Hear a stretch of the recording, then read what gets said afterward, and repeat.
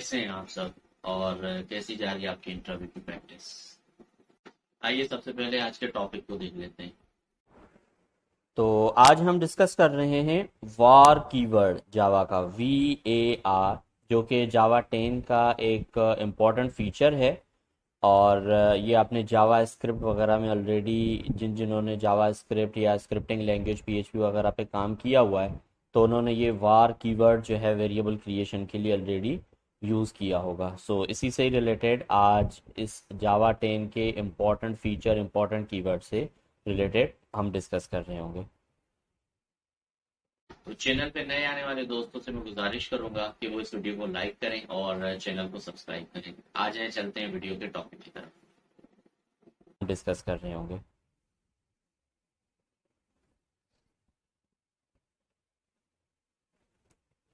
जो वार कीवर्ड है वो इंट्रोड्यूस हुआ है जावा 10 के अंदर, ठीक है। और ये टाइप इन्फ्रेंस के अंदर आता है। इन्फ्रेंस यूज होता है वार कीवर्ड के अगेंस्ट। ये डिटेक्ट करता है ऑटोमेटिकली कि इसमें कौन सा वेरिएबल है, वो उस टाइप को कंपाइल टाइम पे उसके डेटा टाइप को कन्वर्ट कर देता है, ठीक है। As per the definition, type inference is used in var keyword in which it detects automatically the data type of a variable based on the surrounding context, ठीक है। सेम जैसे हम जावा स्क्रिप्ट स्क्रिप्टिंग लैंग्वेज वगैरह के अंदर use कर रहे होते हैं कि एक वार उठाया और उसके अंदर कोई भी वैल्यू दे दी और वो जो है कन्वर्ट हो जाती है उस डेटा टाइप के अंदर, ठीक है।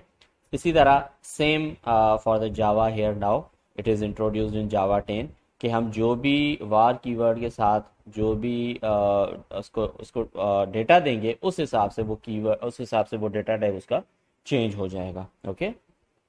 अच्छा, अब ये किस तरह से होता है कि हम डिक्लेयर और इनिशियलाइज किस तरह कर सकते हैं।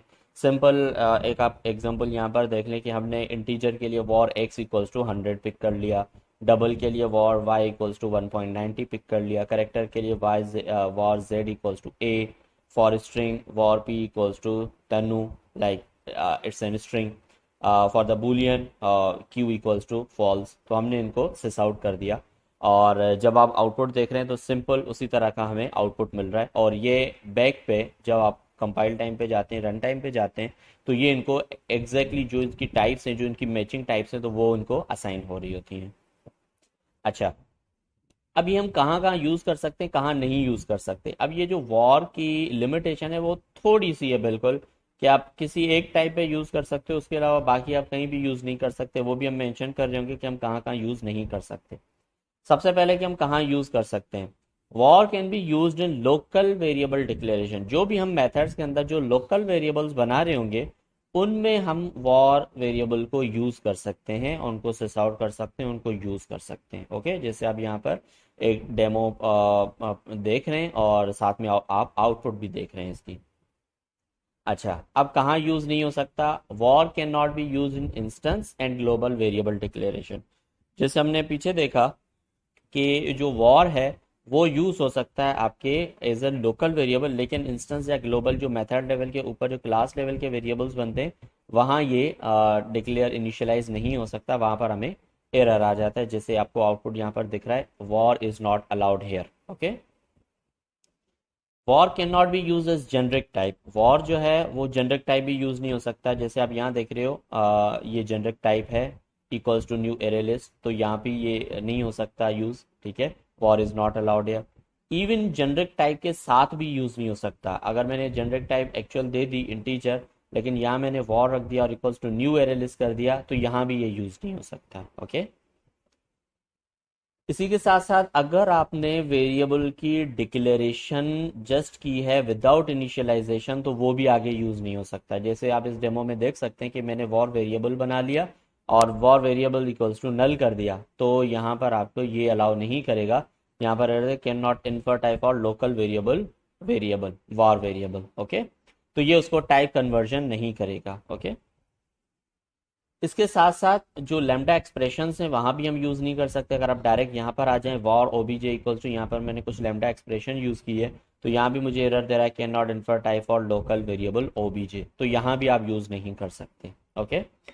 उसके साथ मेथड पैरामीटर्स या मेथड के जो रिटर्न टाइप हों, जैसे ये रिटर्न टाइप है वॉर मेथड 1, या पैरामीटर है वॉर ए, तो इन दोनों जगह पे भी आप यूज नहीं कर सकते, आपको सेम एरर देखने को मिलेगा, not allowed here, not allowed here. Okay, summary की तरफ आ जाते हैं।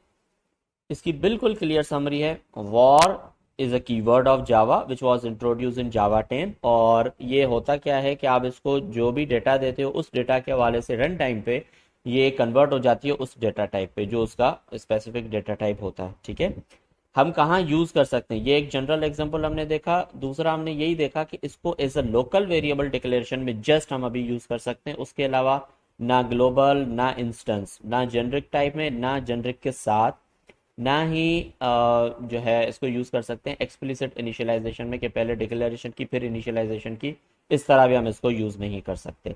इसके साथ साथ हम इनको लैम्डा एक्सप्रेशंस में भी यूज नहीं कर सकते, मेथड पैरामीटर्स में भी यूज नहीं कर सकते, और मेथड रिटर्न टाइप के अंदर भी हम इसको यूज नहीं कर सकते। Okay, so that's it.